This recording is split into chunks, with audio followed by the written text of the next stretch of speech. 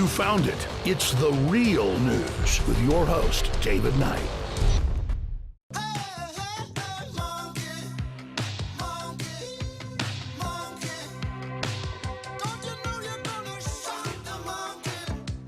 Yeah, we got a story here about a sex offender, pedophile, who had his conviction overturned because you had the judge shocking the monkey.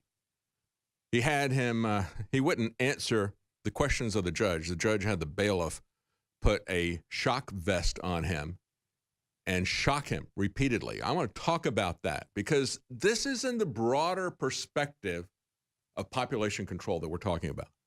It's one example. Just happened here in Texas. They just overturned that trial. I'm going to tell you the details of that. But we were just talking about, and this is also related, President Trump halting Broadcom taking over Qualcomm. These are two communication companies. Broadcom has Chinese control. They're worried because the center of this is 5G technology, the technology that is going to be the enabling technology of smart cities that I was just talking about.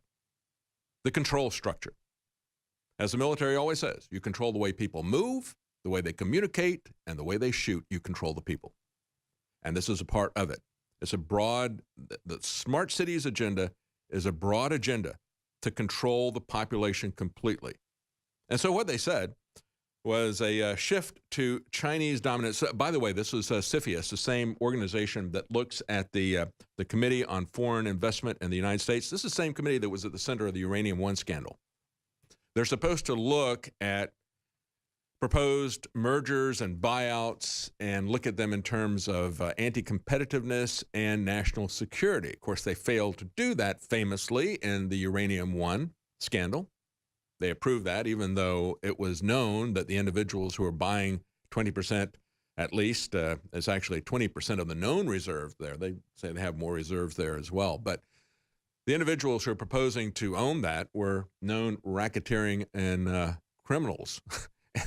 Hillary Clinton and the rest of them approved that anyway. And there were some special favors that were given to Hillary Clinton before and after that going through. So the same organization, CFIUS, now under Trump says, we're not going to allow this Chinese company to take over this American company because 5G is there. And that is going to be an issue of national security. You can bet it's going to be a national security issue. You don't realize fully yet, I think most of the American people don't realize how powerful 5G technology is going to be. Forget the health effects for right now. There's some real issues about health effects with 5G. Let's just talk about the liberty and surveillance features of 5G. They don't want the Chinese to be able to see all this, but you can bet that the national security state in Washington is going to use this to watch you. I'm glad that the Chinese aren't going to be doing it, but I'm not happy that the American government is going to be having these kinds of surveillance powers here. It's going to be very, very powerful. It's all a part of this total agenda to control us that we've been talking about. The limiting our transportation, watching our communications, and monitoring everything that we do. And when I say monitoring everything we do, again, they mock the idea that we're just looking at the metadata, we're not recording your texts, and we're not listening to your phone conversations. Of course they aren't. They're doing things that where they can monitor you algorithmically. That's why the metadata is what is most valuable to them. They will listen to your phone conversations, so forth, if you're an interesting person. As Michael Hayden said, we're not interested in bad people. We're interested in interesting people, and they're very interested in interesting people. If you're well-known, if you're an opinion maker, they will examine you to the nth degree. But if you're the general public, they want to know what the general public, what the hive mind thinks. They're going to construct narratives. They're going to put them out there in the public space, and they want to see how you react to those narratives. And they will use that feedback as a control mechanism, as a control loop, to fine-tune their message, their narrative, to control you. That's the way that control is going to work. That's why they're interested in having 5G and other things. And there's also health issues involved with that. But it's all part of the UN Smart Cities agenda, part of the 2030 Agenda for Sustainability, to limit your access to energy, to mobility, to liberty. That is what this is all part of. And we got one of the guys who was involved in setting up the World Wide Web, The Guardian, talks about Tim Berners-Lee. They call him the inventor of the World Wide Web. Well, the internet is really a DARPA invention. It is a weaponized tool that got out of their hands somewhat. DARPA, it was J.C.R. Licklider, who was a psychologist, and he coined it the Intergalactic Computer Network. They shortened it to Internet. But then on top of that, they imposed the World Wide Web. And we've had many people, like InfoWars, for example, use that infrastructure just like we use YouTube. As long as they'll allow us to use it, they're shutting that. They're constricting what people can say. They've shut down so many different channels. Pretty much everybody I talk to now anymore has had their channel removed. Had Mike Adams had his channel removed. Lee Stranahan had his channel removed from YouTube. They threatened to shut ours down. Haven't done it just yet. They shut down Jerome Corsi, then they put it back. We don't know what their standards are. They won't tell anybody. They just do whatever they wish. They're a monopoly, but nobody will control them as monopoly. And they're using their monopoly powers to take back control of this, what was originally a DARPA weapon. And Tim Berners-Lee, who began the World Wide Web on top of the DARPANet, on top of the internet, said that Facebook, Google, and Twitter control ideas and opinions that are seen and shared. He said what was once a rich selection of blogs and websites has been compressed under the powerful weight of a few dominant platforms. He said these online gatekeepers can lock in their power by acquiring smaller rivals, by buying up new innovations, and by hiring the industry's top talent. I mean, we look at the DARPA competition for robots. What did Google do? They were part of the competition. They didn't have a particularly good robot to compete with. Instead, what they did was they bought up everybody that was promising. They now own Boston Dynamics, the people who create those really creepy robots. And he said Google, as he pointed out, or rather The Guardian pointed out, Google now accounts for more than 87% of online searches worldwide. Facebook has more than 2.2 billion monthly active users. Together, the two companies, including their subsidiaries, Instagram and YouTube, get more than 60% of digital advertising spent worldwide. They are de facto monopolies. And when we look at this merger decision of Broadcom and Qualcomm, people are going to talk about it as a competition between us and China. Yes, that's the superficial aspect of it. But the deeper aspect of it that you should look at is, why does your government want to surveil and control everything that you do? You don't think that they would do that. You think they're good people, right? Well, let's take a look at, I already talked about what the EPA did. Oh, don't have time for it. Well, we're going to talk about the shock the monkey aspect when we come back. So a Texas judge using electroshock on a defendant in the courtroom to control him in the courtroom. And he wasn't violent at all. Just refused to answer the judge. What is that about? Well, we'll tell you when we come back. Stay with us. We're going to talk about human experimentation and torture. You may not realize it, but you are part of a lot of experiments that are happening right now. You're going to be a part of a lot more experiments as they come down the pike. We're just talking about this in terms of the Broadcom, Qualcomm merger, buyout, whatever that was just shut down. At the heart of it is 5G. You are part of a human experiment in terms of controlling your every movement, what you can say, knowing what you think, and so forth. And of course, controlling your ability to defend yourself against something like that by taking away your guns. That's all part of the agenda. Yeah, I know it sounds paranoid, except it's really happening. It's not paranoid if it's really happening. You know, we look at all of this stuff, and we talked at the beginning of the hour how the EPA was conducting human experimentation. It's not a theory. Our government is perfectly willing to do it. They have no moral qualms about that. Just look at what goes on at the CIA torturing people at Gitmo. And when you look at the CIA and you look at the Saudis, it's really kind of hard to tell where one ends and the other one begins. You know, the article about the people in Saudi Arabia that were rounded up, taken to the Ritz-Carlton and tortured. And I always thought that was really strange. I mean, only in a filthy rich totalitarian regime like Saudi Arabia would you have the people who are subject to torture taken to the Ritz-Carlton and then tortured. And just the way my mind works, it always triggers a song usually in something, kind of a black comedy. But I thought back to Young Frankenstein, that tap dancing scene with Gene Wilder and the monster, right? You know, they're tap dancing to Putting on the Ritz, and the monster goes, "Well, no Ritz." And it's like, I don't know, maybe that's But that's what came to my mind when I looked at that. But, when I look at torture, I am always trying to put myself in the position, why would somebody even do that on orders to people? I've talked to John Kiriakou, who went to jail because he blew a whistle on CIA torture.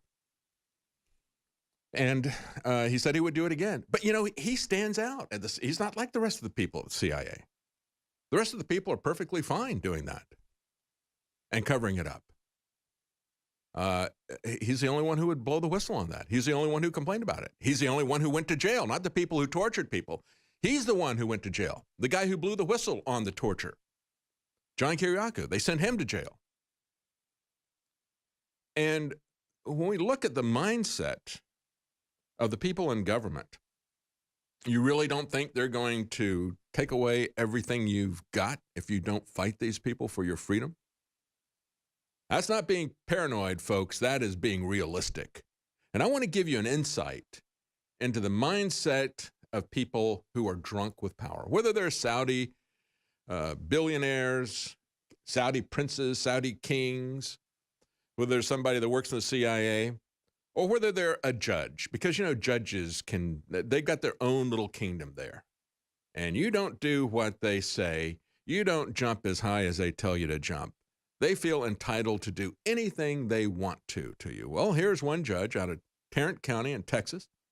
State District Judge George Gallagher of Tarrant County told a bailiff on 3 occasions to punish an uncooperative defendant with electric shocks.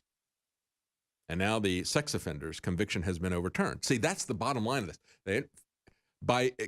This guy, the sex offender, belongs in jail. He's going to get out of jail. He's going to have another trial. They're not going to just let him go free. But he might go free. Who knows? Because of the misconduct of this judge. That's the other part of this. They said stun belts can be strapped around the legs of some defendants if the people are getting violent or they're trying to escape.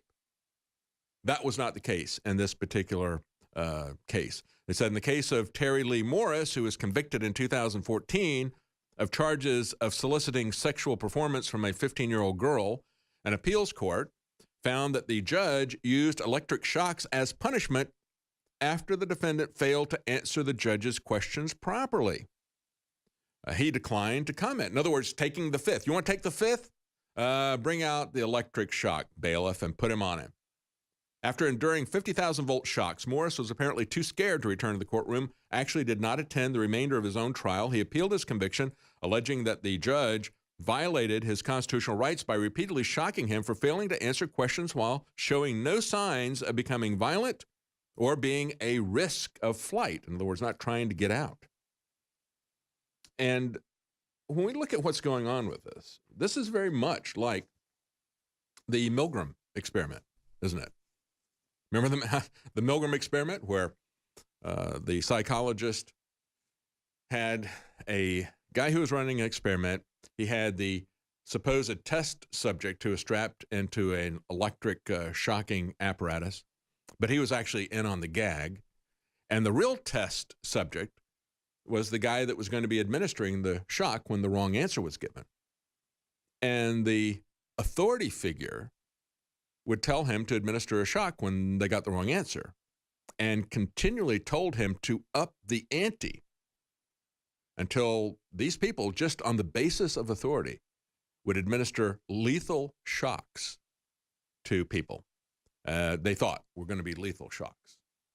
But it was a controlled experiment, and the guy who was being shocked really wasn't being shocked. He was pretending he was being shocked. And then the French did a game show and a documentary. They called it The Game of Death, where they enacted the Milgram experiment, but they threw in something else here. They threw in another experiment from a guy named Ash, who had done an experiment about groupthink, where they would have an entire group and they would show them obvious answers. They'd say, which line is longer than the other? Well, the answer was obvious, but they would have everybody in the group give the wrong answer, trying to get the one test subject to agree with the group, not knowing that he was being tested. And in most cases, that would work as well. So when the French did this, they had an audience, a TV audience. It was egging on the person that was administering the shock. So it wasn't just authority figure pushing them there, but it was also groupthink that was pushing them towards that. And when you put those two things together with just the Milgram experiment, where it was just the authority figure saying administer the electric shock, they got over 62% of the people worldwide would administer those shocks. Now, in the French game show where they did this, and they had an audience in addition to an authority figure, they got it up to a full 80%. See, that's why it is so important that they have the 5G technology so they can form public opinion. Because you'll do a lot just because the authorities tell you to do it, won't you? But if you got the group telling you to do it as well, they can pretty much get it all the time. 80+%. And going back to the Milgram experiment, he said, I set up a simple experiment at Yale University to test how much pain an ordinary citizen would inflict on another person simply because he was ordered to by an experimental scientist, an authority figure. Stark authority, he said, was pitted against the subject's participants' or the participants' strongest moral imperatives against hurting other people. And with the subjects or the participants' ears ringing with the screams of the victims, authority won more often than not. In other words, 62% of the time is what the results was. The extreme willingness of adults to go almost any lengths on the command of authority constitutes the chief findings of the study and the fact that most urgently demands explanation. That was the Milgram experiment. So how did this work out in this courtroom? Well, on the first day of the trial, the judge asked the defendant for his plea, guilty or not guilty. He refused to answer. So the judge instructed the bailiff to get the stun belts and put them around his legs. Again, remember, the stun belts can be used if somebody is violent in the courtroom. Obviously, that makes sense. Or if they're trying to escape, trying to flee. But this was just because he wouldn't answer the judge, which really is under his Fifth Amendment ability to do it. So the judge asked the defendant 2 more times if he'd follow the rules. When the defendant did not provide a plea, the judge said to the bailiff, hit him. The bailiff pressed the button, sent the electric shock through his body, 50,000 volts, by the way, 50,000 volts. And the defendant said, I've got a history of mental illness. He said, hit him again. Kept doing this. And they said, you know, delivering 50,000 volts, that can mentally impair somebody, even if they don't have a problem. So now, as this court said when they gave their opinion, well, actually, I'll tell you on the other side of the break what the Texas Appeals Court said, because it's very interesting, the way they looked at this. We'll be right back. You know, the idea that power corrupts is not a new idea. It's something our founders understood. That's why they divided the federal government into 3 pieces and then divided the power between the federal government, that was subdivided into 3 pieces, between the federal government and the people and the states. But of course, that has changed now. And if you want an example as to how power corrupts, just take a look at this case. You know, this is something that was announced. They overturned this judge who was using electroshock in the court. They overturned that conviction back on February the 28th. It took about another week for anybody to report it. And then it took me another week to notice it because I saw the headline on the Daily Bail, judge uses electroshock in court on suspect like a live Milgram experiment. That got my attention. A live Milgram experiment, and that's exactly what it was. Now, that's what the bailiff was doing. And it's what the CIA does. As I pointed out, everybody except John Kiriakou, they all, well, you want us to torture him? We'll do it. Or the Saudis at the Ritz Hotel? Yeah, we'll torture him. Put him on the Ritz. I mean, it's just, the people will do whatever an authority figure tells them to do. But then look at the judge. He's the one who was corrupted by power. The bailiff is the one who is intimidated by power in this. Now, the conviction has been overturned. This guy will get another trial. But what are they going to do to the judge? What are they going to do to the bailiff who obeyed the judge? That's the question I have as well. Probably nothing to either one of them, because they never did anything to the CIA tortures, even after John Kiriakou exposed it. Here's what the judges in the appeal said, their appeal decision. We do not believe that trial judges can use stun belts to enforce decorum. That's putting it pretty mildly. Is that a stun belt is a device meant to ensure physical safety. It is not an operant conditioning collar meant to punish a defendant until he obeys a judge's whim. This court cannot sit idly by and say nothing when a judge turns a court of law into a Skinner box. A Skinner box. They referenced B.F. Skinner in their court decision. They did it inappropriately. I'll tell you why in just a moment. Electrocuting a defendant until he provides a judge with behavior that he likes.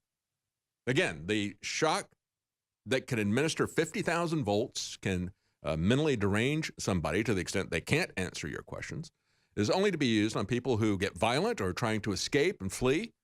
This is being used because the judge demanded an answer from him and he refused to answer. So I'm going to shock you into compliance. Now, they referenced a Skinner box, and let me tell you, this is not a Skinner box. B.F. Skinner and his Skinner box was set there to reward animals who were part of his experiment, to reward them when they engaged in a certain behavior. They would learn that if they could push a lever, they could get a treat. And that was the basic idea. Now, what B.F. Skinner did that was so powerful was he didn't do negative conditioning. See, this is negative conditioning. You do what I say or I'm going to shock you. And so it wasn't a Skinner box. What this judge was doing was negative conditioning. B.F. Skinner found that it was far more effective to give positive conditioning to people. And he was able to get people using his clicker training procedure and so forth have been able to train all kinds of animals to do all kinds of things that they could never get animals to do if you say, bad dog, don't do that again. No, instead you reward them with the appropriate behavior. We've used it on my border collie effectively to do that. It's a very effective way to manipulate animals and human beings as well. And so it wasn't a Skinner box, but let me tell you what is a Skinner box, the TSA. And we got an article about the TSA here on The Guardian. Questions for the TSA after reports of laptop and phone searches on domestic flights.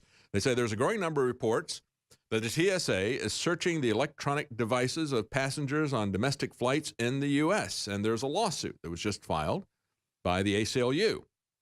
They did it yesterday, demanding that the government disclose its policies for searching the computers and cell phones of domestic travelers. Maybe you should have a reason for searching us. That's what the Fourth Amendment says.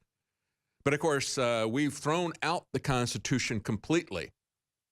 And we are allowing everyone in government to act like this little petty tyrant judge who shocked the defendant because he wouldn't give an answer. This is a very dangerous type of behavior that we are allowing from the people that we have given authority over us. This is why the founders are so concerned about authority. So we have to have certain rules that they're going to respect if we're going to let them take authority. They have to swear allegiance to the Bill of Rights to take their oath of office. But we have to enforce it when they disobey that oath. That's the important thing. They said we received reports of passengers on purely domestic flights having their phones, laptops searched, and the takeaway is that the TSA has been taking these items from people without providing any reason why. The search of an electronic device has the potential to be highly invasive and covers the most personal details about a person. Well, that's true. That is the least, really, of what the TSA is doing. And when I said the TSA operates on you like a Skinner box, it is positive operant conditioning. You let me do whatever I wish to you, and I won't make it too painful. I'll put you through a scanner, or I'll frisk you and touch your body, but you let me do that, and you can get on the plane. They don't, if you decide that you don't want to do that and you don't want to fly, they don't come around and say, we're going to do that. Not yet anyway. But that's the power of positive operant conditioning. And after a while, everybody's just fine with it. I don't see anybody when I fly. I don't see anybody even opting out. I do the most when I have to fly because of business. When I have to fly, I want to gum up the works as much as I can. And no matter what they do with a pat-down procedure, I'm going to take their personnel. I'm going to waste their time. I'm going to make the line longer if I can. I'm going to do everything that I can to resist them other than not fly. I wish I could not fly, but sometimes I have to. It's part of the job. But at some point, we got to try to get our power back with these people. And when you look at this judge and the way they're able to get away with things, and the bailiff, they will absolutely not see any cut in their power. They won't be removed from office. They won't pay any fines. The public will have to pay for another trial for this guy. He may get off. Who knows? I don't know. But it's sad to see this. But if you think that the searching of your laptops and your phones, yes, it is very private. and it has the essence of who you are. And guess what? The government is free to search that at any time they want. They don't have to have the TSA goons do a physical handling of this. They can do it with their, where we started, the beginning of the hour. The fact that James Clapper said, oh, no, we're not spying on the American people. And we just had the 5-year anniversary of that, and now he's past the statute of limitations. We can't send him to jail. He got away with it, got away with that lie, and they're still getting away with that lie. They're still getting away with violating the Constitution. They're still monitoring you. And that takes us back to where I was talking about, the 5G that's coming. Wait until they get that in the cities and they confine you into the cities. They're going to be looking at everything inside your phone, your laptop, following all your patterns of movement. Who do you talk to? What do you do? Who are you? What are your political beliefs? What are your religious beliefs? It's called geospatial intelligence, activity-based intelligence, human domain analytics. Look it up. Find out how bad this is going to be. It's pre-crime, folks. It's Minority Report stuff that they're coming along with. Let's take a look at the DACA situation, because we have President Trump traveling to the wall prototypes in California. He's going to take a look at the different prototypes there.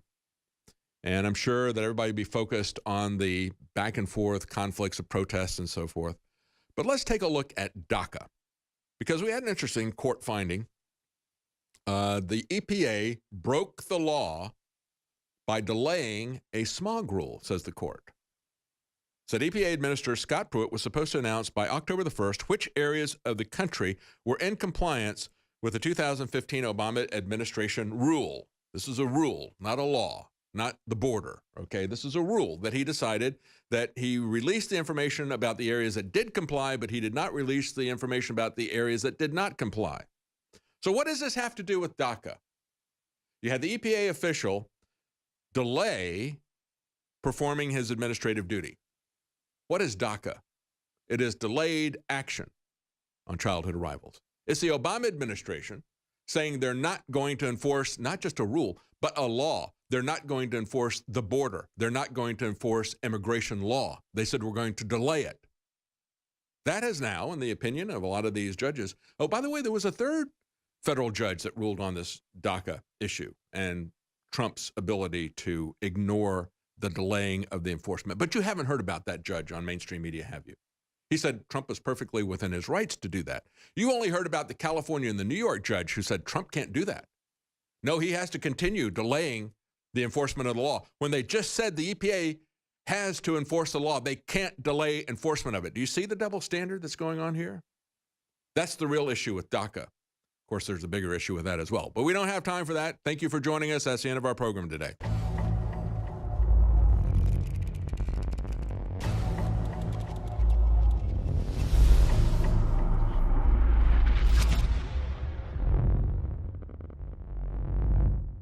Make no mistake, we've made some major gains against the globalists, but they're striking back all over the world. Now more than ever is the time to get prepared with the highest quality emergency supplies across the board. Medical supplies, emergency supplies, communications, tactical, it's all there, and we're adding more and more every day of the very best products out there. So go to fortifiedsupply.com today to not just see the great products we offer there, but links to some of the other great sponsors that we have as well. That's fortifiedsupply.com.